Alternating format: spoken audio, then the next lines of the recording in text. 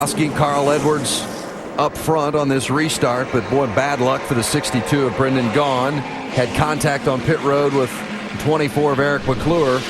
Big damage. They make this pit stop and they come right out of their stall, and Eric McClure's trying to get to his right here. That's why I didn't like pitting right here in this situation. Horrible call, Brad Barrett. Horrible call. We made 4. We got a flat left rear, and you change it. The left rear is not flat, okay? Come back in. Yeah, let's start 23rd now. Damn it, Brad. Now, Brendan Gaughan was also penalized for speeding off pit road. That's why he had to come back in.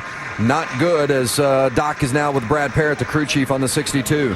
Brad, we heard you change the call. You were going to go 4 and decided to go 2. Why? Well, you know, track position's everything, and we're sitting right here with 24 laps to go, and our car's been great on when we did 2 tires.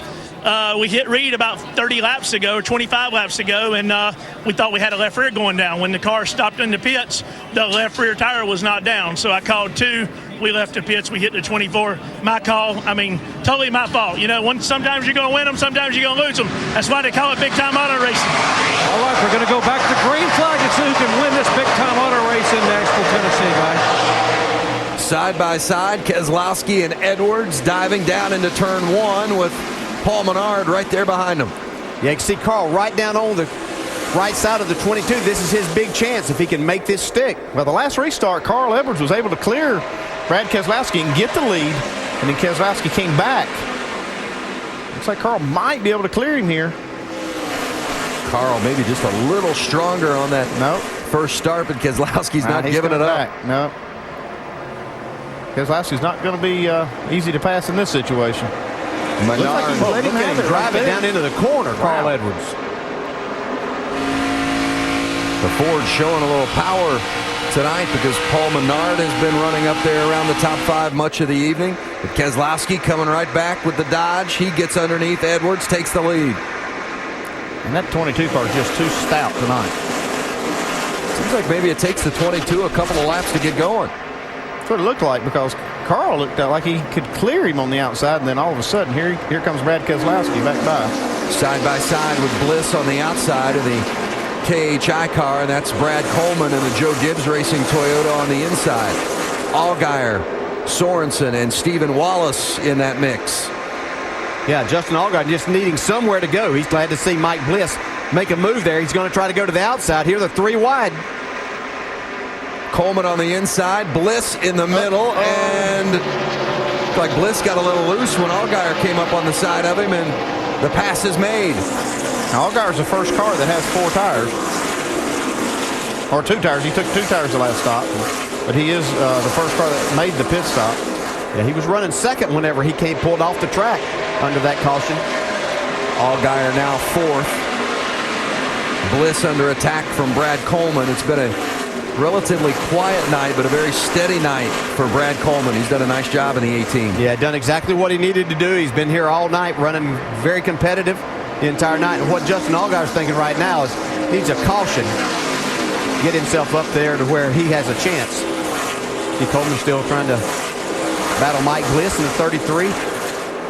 It's really important for the 33 team with Kevin and Delana Harvick, crew chief Ernie Cope. They want to have a shot at that Owners' Championship, and that's why they decided they want a veteran guy like Bliss. Ron Hornaday running the trucks this weekend in Texas wasn't available to run here. Mike Bliss, the first man they called. Yeah, how about Taylor Mossam in this 10 car? First time he'd been in a nationwide car. Doing a terrific job. It's a battle for 5th. And Bliss did have a little contact earlier in the race, and it's been a little while back in the pack. It looks like they've got him fixed up pretty good. He did not make a pit stop on that last caution. DiBenedetto and Mulsum on the right side of the screen, 2 guys here for the first time, have shown well tonight. DiBenedetto right up on the bumper of Riggs. On the left side, it's still 2 wide with Bliss and Coleman. Reed Sorensen looking for an opening. Stephen Wallace lingering. Yeah, these guys are going to have a lot of company. They keep running side by side here. We're going to have about a 6 or 8 car battle for that spot. Brad Keselowski still leading up front. About 0.8 of a second over Carl Edwards. Yeah, these 2 screens are coming together into one right now. Where you see this battle is now about 6 or 7 cars. Bliss stout enough that it's just strong enough to keep those guys from making that easier pass on him, and it's causing a little bit of a bunch up as he protects 5th place. He's doing what he needs to do. It's 16 laps to go. You don't want to give up a spot. Well, you give up one in that situation, you it give may a be lot. 5 or 6. Yeah, could be 7. And in this group, you have a lot of guys that are really needing to have a good run, and they're all doing a terrific job here. They're racing hard, but not getting themselves in trouble. There's the man in front, Keselowski, leading Carl Edwards, with Menard and Allgaier chasing.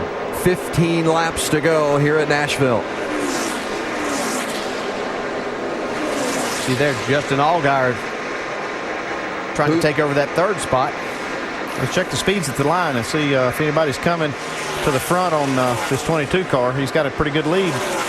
Like he had the fastest lap of the top 3 that lap. Couldn't be surprised with what we see there from what those 3 have demonstrated throughout the course of the night. Allgaier and Bliss right there as well. See that time with Carl Edwards and Brad Keselowski almost identical.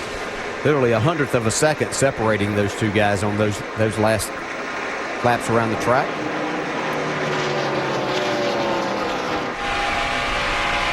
The view out the front of Justin Allgaier's car as he pursues the Menards Ford of Paul Menard.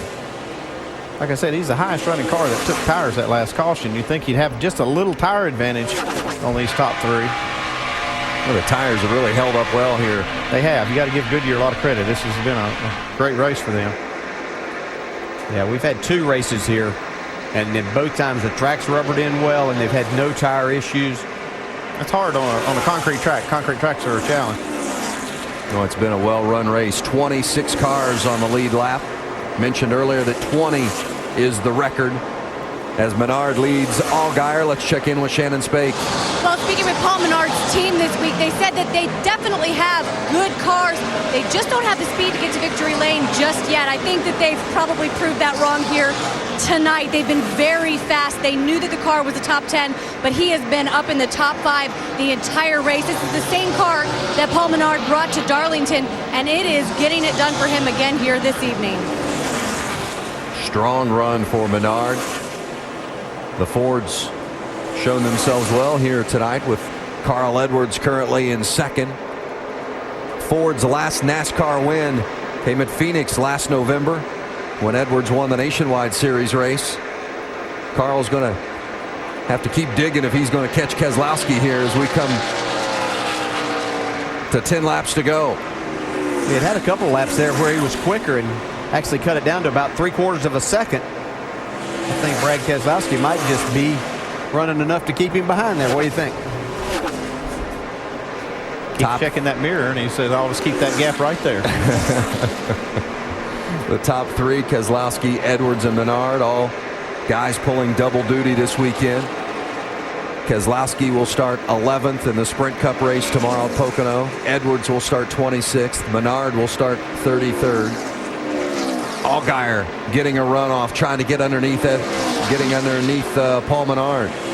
A late race caution would put Allgaier in a little better position with fresher tires and be able to bunch back up here. That's what he's hoping for. Yeah, I thought he might be able to make the pass there when he got some clean air to the nose, but Paul Menard really strong off the corner. This is the battle for 3rd. Not as much of a battle up front. Keselowski leads Carl Edwards by 1.3 seconds. Keselowski now has led the most laps, quite a while ago, in fact. He's led 89 laps, so it's been a while since he took over that lead, per se, but he's now led the most laps in the last 2 races, Charlotte, and, of course, this one here tonight in Nashville. That's the first time in Keselowski's career he's led the most laps in consecutive races.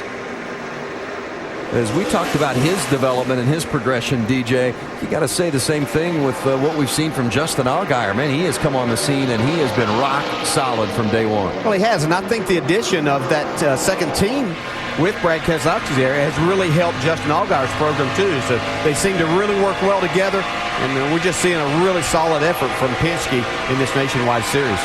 Allgaier's going to run in the Prelude to the Dream Wednesday night, Tony Stewart's event. on the dirt.